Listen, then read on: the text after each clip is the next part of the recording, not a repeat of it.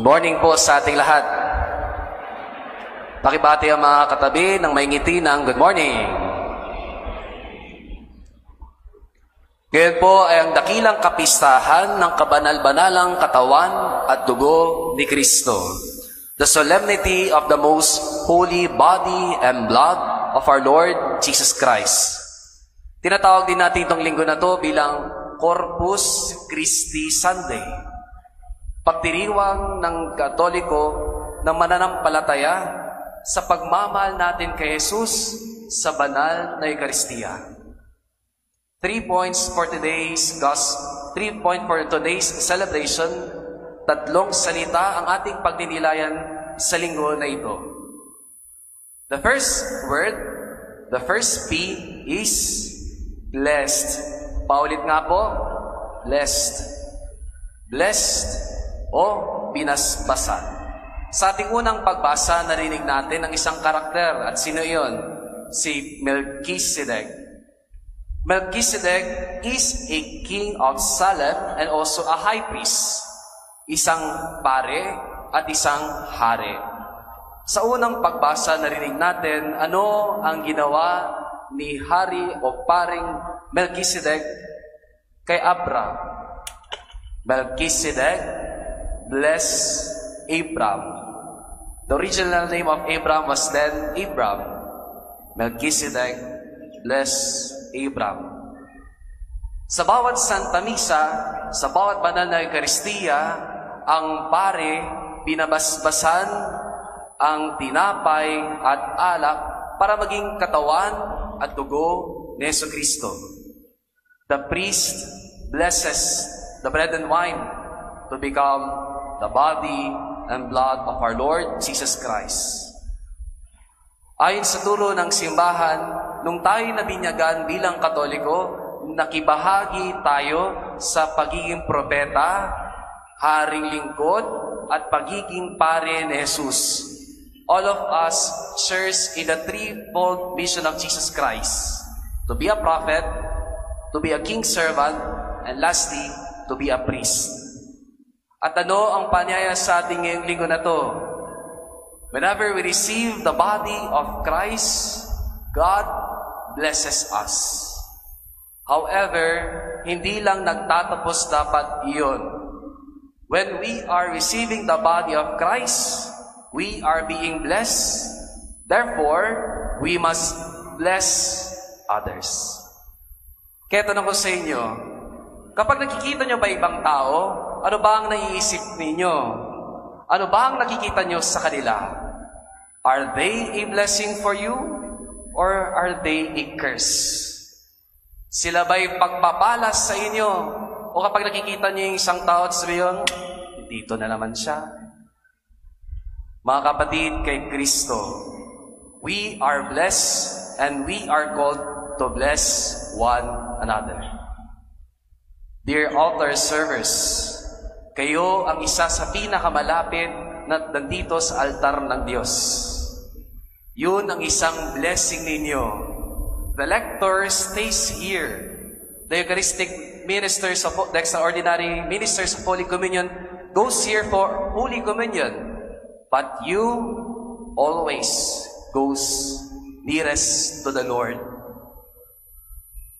I hope you can become a blessing for others whenever you receive God's blessing in each Mass. Be a blessing and bless one another. The first P for today's Sunday is bless, binasbasan. Ang ikalawang P naman, ang ikalawang point natin ngayong linggo na to ay broken. Paulit nga po, broken. Bless, broken. St. Paul said in today's second reading, addressing to his fellow community of Corinthians, that the Holy Mass is Christ's memorial love. Ang Santa Misa ay ang pag-alaala ng pagmamahal ni Jesucristo sa atin. We have heard in the second reading, Jesus took bread, and after he had given thanks, broke it. Ang unang translation sa Filipino ng broke ay pinaghahati-hati. Pero ang formal translation ng broke ay binasag, winarag, tinurog. Katawan mismo ni Jesus ang pinagsasaluhan natin at katawan niya ang pinaghahati-hati at pinagsasaluhan natin bilang isang mananampalatayang Kristiyano. Hindi lang pinaghahati-hati, kundi binasag. Anong panyaya sa ating mga kapatid kay Kristo? May isang lumapit sa akin at sinabi sa akin, Father, lagi na lang akong broken-hearted. Lagi na lang akong wasag sa pag-ibig. Durog ang puso, nagdurugo paminsan. So the question, dear brothers and sisters, nabasag ka na ba? Nadurog ka na ba? Winasak ka na ba ng mundo? Did you feel broken? Who broke you? Bakit ka nabasag? Sino ang nagbasag? Paano ka binasag? Kailan ka binasag? Ilang beses kang binasag? Kasi mga kapatid kay Kristo, katulad ng nagsabi sa akin ito, Father, broken-hearted ako. Tinanong ko siya, bakit broken-hearted ka? Ang sagot niya, Father, kasi nagmahal ako.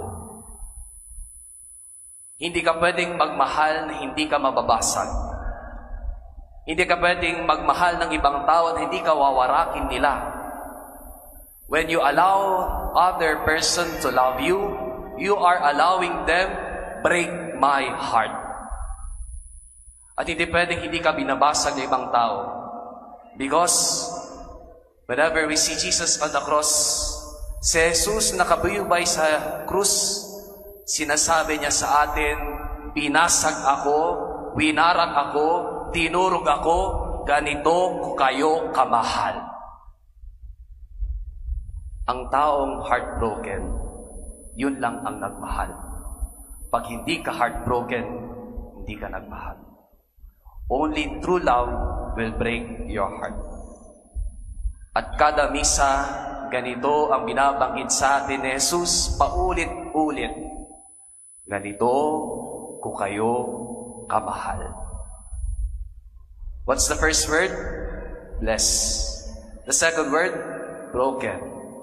The third B, and the last word for today is bestowed. Bless, broken, bestowed. Sa synonym niya, shared, binahagi. Our gospel for today, according to account of St. Luke, emphasizes our attention about the feeding of 5,000. Pero, magandang ibaling ang ating atensyon sa apat na mabuting balita na mayroon tayo. The Synoptic Gospels, Matthew, Mark, and Luke, ang kanyang Last Supper ay ang si Jesus na sa upper room, Jesus giving His body and blood. Do this in memory of me. Pero sa ating patron na si San Juan Evangelista, kakaiba ang kanyang huling hapunan. The Last Supper of St. John is not all about Jesus in the upper room. Ang huling hapunan ni Jesus, kung mapapansin ninyo, sa Gospel ni St. John, it's all about feeding of 5,000. Ang next na senaryo, Jesus washing of the feet of His disciples. Walang Last Supper. Because for St. John, the Last Supper for Jesus is the feeding of 5,000.